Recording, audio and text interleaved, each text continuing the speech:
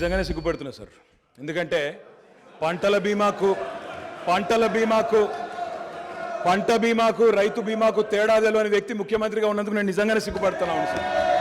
పంట బీమాకు రైతు బీమాకు తేడా తెలియని వ్యక్తి మీ గొప్ప నాయకుడు, గొప్ప ముఖ్యమంత్రి. అధ్యక్ష, నేను ఒకటే మాట అంటా ఉన్నా అధ్యక్ష, వారు పర్సనల్గా చాలా దారుణంగా ఒక ముఖ్యమంత్రిలాగా కాకుండా ఏదో పిసిసి అధ్యక్ష పదవుల్లో అక్కడ గాంధీ భవన్లో కూర్చుని ఒక ప్రెస్ మీట్లో మాట్లాడినట్టు స్వీపింగ్ రిమార్క్స్, నేరెళ్లలో ఏదో జరిగింది, శాండ్ మాఫియా అని ఇష్టం వచ్చినట్టు మాట్లాడుతున్నారు. నేను ఒకటే అడుగుతున్నా అధ్యక్ష, 2004 నుంచి 14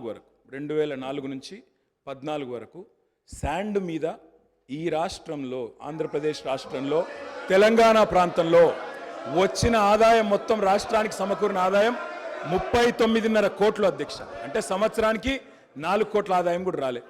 అదే 2014 నుంచి 2023 వరకు అధ్యక్ష ఈ రాష్ట్రానికి శాండ్ మీద వచ్చిన ఆదాయం 5,000 కోట్ల పైచిలకు అధ్యక్ష.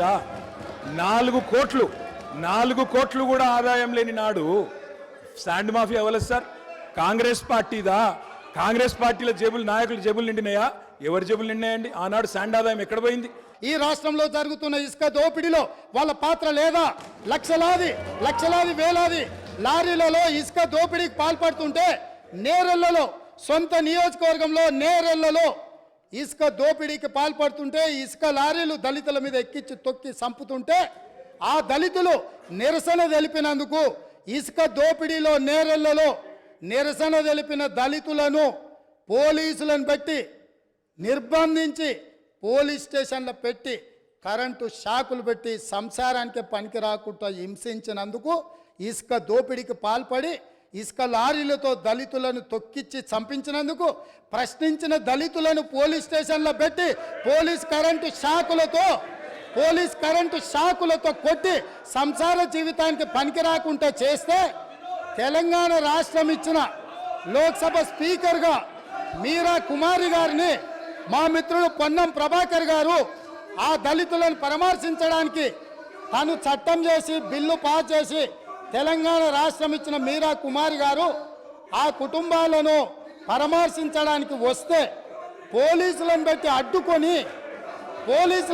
అడ్డుకొని వారిని అవమానించినందుకు సిగ్గుతో తల వంచుకోవాల్సిందే.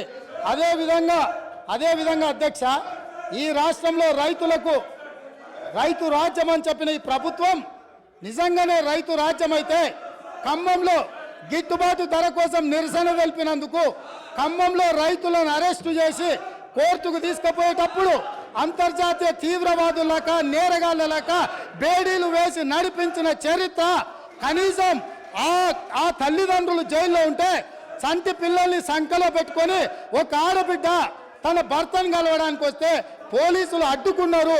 ఇవాళ గిట్టుబాటు ధర అడిగిన రైతులను బేడీలేసినందుకు సిగ్గుతో తల వంచుకోవాలి ప్రభుత్వం అని చెప్పి, ఆనాటి ప్రభుత్వం అని చెప్పి నేను ఈరోజు చెప్పదలుచుకున్నా అధ్యక్ష.